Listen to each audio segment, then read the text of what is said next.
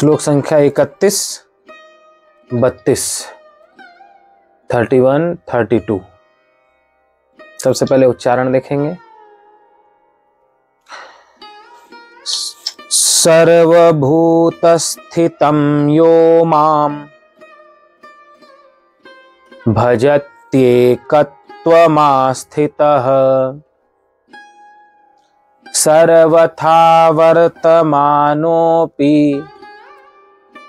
स योगी मयि वर्तते। आत्मौपम्येन सर्वत्र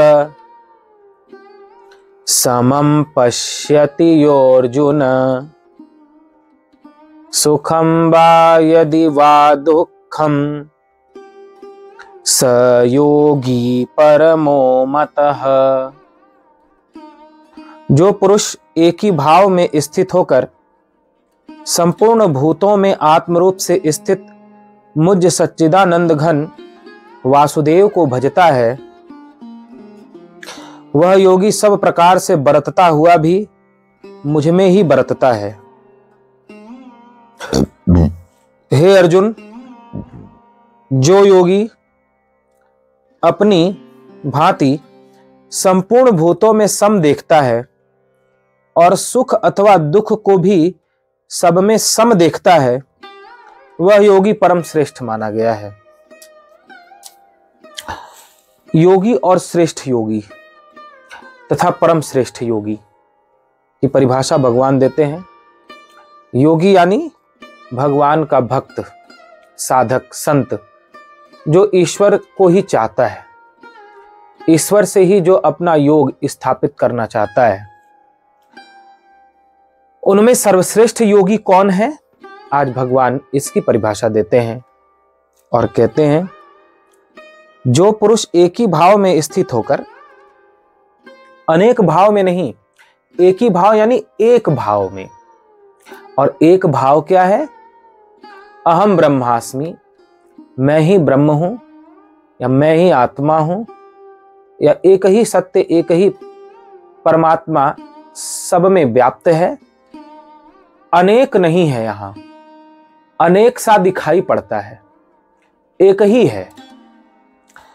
तो एक ही परमात्मा ही सर्वत्र है। इस भाव में स्थित होना, एक भाव में स्थित होना कि एक परमात्मा ही सब में है, एक परमात्मा ही सर्वत्र है, इसे एक ही भाव में स्थित होना कहते हैं।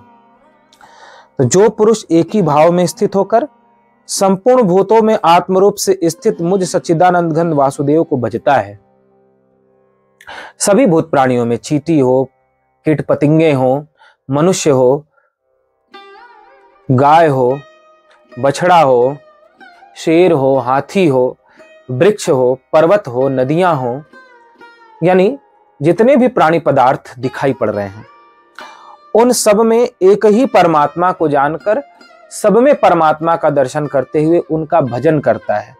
भजता है का तात्पर्य उनको सभी में देखकर मन ही मन उनका स्मरण करता है, मन ही मन उनका दर्शन करता है सभी भूत प्राणियों में। वह योगी सब प्रकार से बरतता हुआ भी मुझ में ही बरतता है। फिर वह संसार में रहकर भी संसार में नहीं रहता, संसार का कार्य करते हुए भी वह संसार में नहीं है, ऐसा माना जाएगा। आप संसार में रहकर भी संसार से अलग कैसे रह सकते हो? संसार के कार्य व्यवहार करते हुए भी संसार से अलग कैसे रह सकते हो?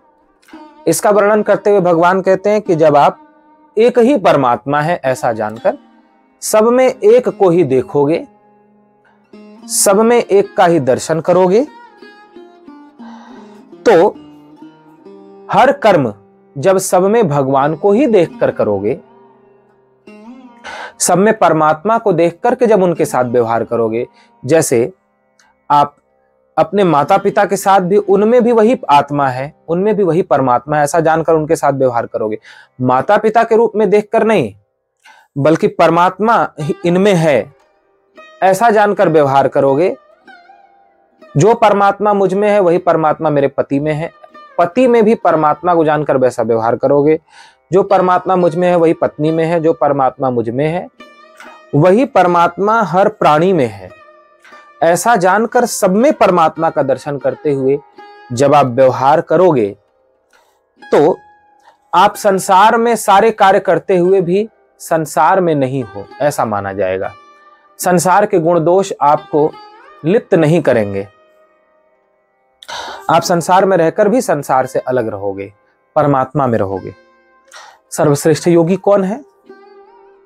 योगियों में भी सर्वश्रेष्ठ योगी कौन है? भक्तों में भी सर्वश्रेष्ठ भक्त कौन है? ज्ञानियों में भी सर्वश्रेष्ठ ज्ञानी कौन है? इसकी परिभाषा देते हुए कहते हैं, जो योगी अपनी भांति संपूर्ण भूतों में सम देखता है। विषम देखना और सम देखना, ये दो बातें हुई। विषम देखने का तात्पर्य, किसी में तो परमात्मा को देखते हो और किसी में नहीं देखते हो। जैसे कोई तुम्हारे प्रति अच्छा व्यवहार कर रहा है तो उसमें तो परमात्मा को देख लेते हो, लेकिन कोई तुम्हारे प्रति विषम व्यवहार कर रहा है तो उसमें परमात्मा को नहीं देख पाते। कोई भिखारी दीन होकर आपसे याचना करता है, आप उसमें परमात्मा को देखकर उसे कुछ दान कर देते हो। लेकिन कोई भिखारी यदि आपका अपमान करने लगता है फिर उसमें परमात्मा को नहीं देख पाते। कोई आपको सम्मान देता है तो उसमें परमात्मा को देख लेते हो। कोई आपका अपमान करता है तो उसमें परमात्मा को नहीं देख पाते। कोई आपको सुख पहुंचाता है तो उसमें परमात्मा को देख लेते हो, लेकिन कोई आपको दुख पहुंचाता है तो उसमें परमात्मा को नहीं देख पाते। जबकि ऐसा समझना चाहिए कि सम्मान देने वाला भी परमात्मा है। इसके भीतर प्रेरणा करके परमात्मा ही सम्मान दिला रहा है।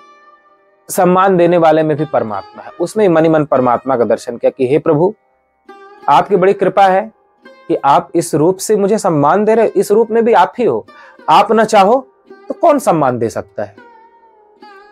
और कोई अपमान भी कर रहा है तो उसमें भी यही भावना किए हुए है कि अच्छा, मेरे प्रेम की, मेरे धैर्य की परीक्षा लेने के लिए इस रूप से आप मेरा अपमान कर रहे हो। हे प्रभु, अपमान करने वाले भी आप हो, फूल चढ़ाने वाले भी आप हो, तथा पत्थर मारने वाले भी आप हो, स्तुति करने वाले भी आप हो मेरी, तथा निंदा करने वाले भी आप ही हो। किसी रूप से मेरी स्तुति करते हो तो किसी रूप से निंदा कराते हो। हे नारायण, आप ही किसी रूप से मेरी बड़ाई करते हो तो आप ही किसी रूप से मुझसे ईर्ष्या करते हो। आप ही किसी रूप से मुझ पर प्रसन्न हो जाते हो तो किसी रूप में आकर मुझसे चिढ़ने लगते हो। आप ही किसी रूप में आकर मुझसे मीठे शब्द बोलते हो तो आप ही किसी दूसरे रूप से आकर मुझे कड़वे वचन कहने लगते हो। इस प्रकार चाहे मेरे साथ अनुकूल व्यवहार हो रहा हो या प्रतिकूल व्यवहार हो रहा हो, उन सभी रूपों से आप ही व्यवहार करते हो मेरी परीक्षा लेने के लिए। किंतु मैंने अपने गुरुदेव के द्वारा, मैंने सत्संग के द्वारा, मैंने स्वाध्याय के द्वारा, भागवत के द्वारा, गीता के द्वारा, रामायण के द्वारा यह जान लिया है कि आप ही सभी रूपों में हो। अतः आप अपमान करो तो भी मैं उससे क्षुब्ध नहीं होऊंगा, दुखी नहीं होऊंगा, बल्कि अब मैं ये जान चुका हूं कि इस रूप से आप ही अपमान कर रहे हो, तो अपमान करने वाले में भी मैं आपको प्रणाम कर रहा हूं। कोई सम्मान देगा तो भी मैं अहंकार नहीं करूंगा कि मेरा बहुत सम्मान हो रहा है, बल्कि आप ही इस रूप से सम्मान दे रहे हो, मैं उस रूप में भी आपको प्रणाम करूंगा। इस प्रकार सभी रूपों में, कण कण में जो परमात्मा को सम देखता है, विषम नहीं देखता। यानी विषम देखना यानी अलग देखना कि इसमें परमात्मा नहीं है, इसमें है, ऐसा नहीं। सब में एक ही परमात्मा जानकर जो देखता है, और सुख अथवा दुख में भी सब में सम देखता है। जैसा कि अभी बताया, कोई सुख दे या दुख दे उसमें भी सम देखता है कि दोनों तो परमात्मा ही करने वाला है। वह योगी परम श्रेष्ठ माना गया है। ऐसा योगी योगियों में परम श्रेष्ठ माना जाता है। तो परम श्रेष्ठ भक्त की, परम श्रेष्ठ योगी की, परम ज्ञानी की पहचान इस श्लोक के माध्यम से भगवान ने हम सभी को बताया। इसके अनेकानेक उदाहरण हमारे शास्त्रों, ग्रंथों में देखने को मिलते हैं। जैसे जड़ भरत जी की कथा आती है। भागवत में जड़भरत जी खेत पर रखवाली कर रहे थे। चोर उन्हें पकड़कर ले जाते हैं बलि देने के लिए। आधी रात को जब बलि का समय हुआ, भगवती काली की मूर्ति के पास जड़भरत जी को लाया गया। उनका मस्तक नीचे झुकाकर तलवार से जैसे ही वार करने चले तो मूर्ति से भगवती काली प्रकट हो गई और चोरों का सर धड़ से अलग करके जड़भरत की रक्षा की।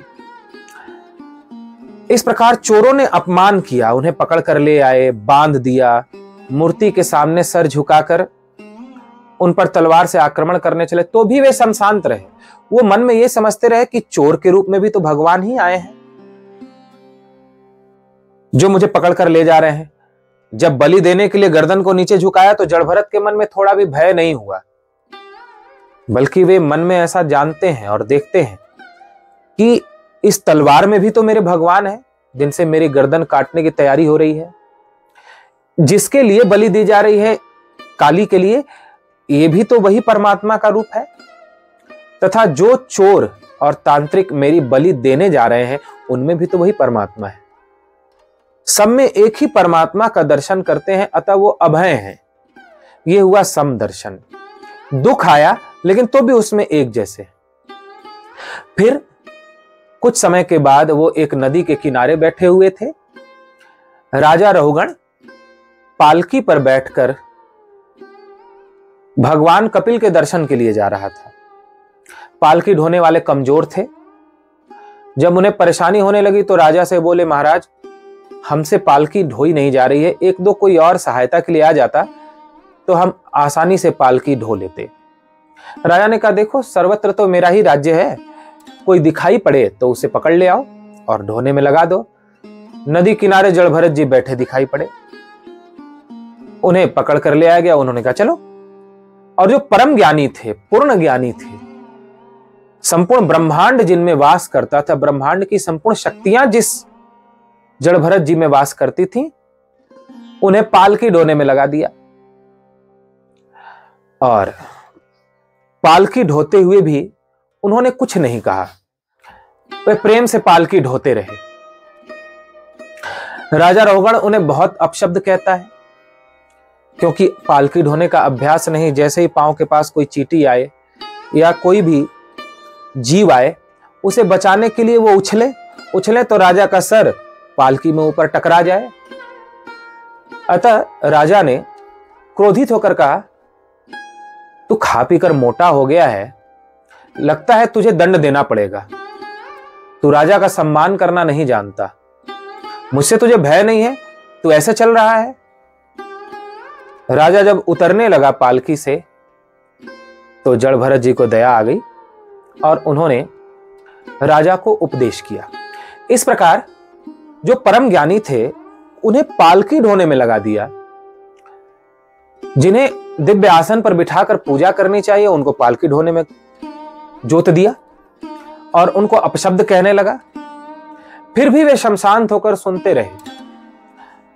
उन्होंने यह माना कि यह राजा भी भगवान का ही रूप है और यह पालकी भगवान का ही रूप है। इस प्रकार जो सब में सुख और दुख में, जो सुख देता हो दुख देता हो, सब में परमात्मा को सम रूप से देखता है। जो दूसरा देखता ही नहीं वह योगी योगियों में परम श्रेष्ठ योगी है। अतः भगवान इस छठे अध्याय में बार बार हम सभी को यह आदेश और उपदेश करते हैं कि केवल मंदिर तक भगवान को नहीं देखो, तुम अपने इष्ट को या उस परम सत्य परमात्मा को जो तुम में है वही सब में है, ऐसा देखो। ऐसा देखकर सबके साथ व्यवहार करो। पहले परमात्मा को देखो फिर उसके साथ व्यवहार करो। पहले परमात्मा का उसमें दर्शन करो, फिर उस शत्रु के साथ शत्रु जैसा व्यवहार करो। शत्रु से युद्ध भी करो, मित्र से प्रेम भी करो, माता पिता की सेवा भी करो और चोर को दंड भी दो, लेकिन सब में परमात्मा का दर्शन करते हुए ऐसा व्यवहार करो। तो सर्वश्रेष्ठ दर्शन है सब में परमात्मा का दर्शन करना और दर्शन करते हुए व्यवहार करना, वही सर्वश्रेष्ठ योगी कहलाता है। बोलिए गीता माता की।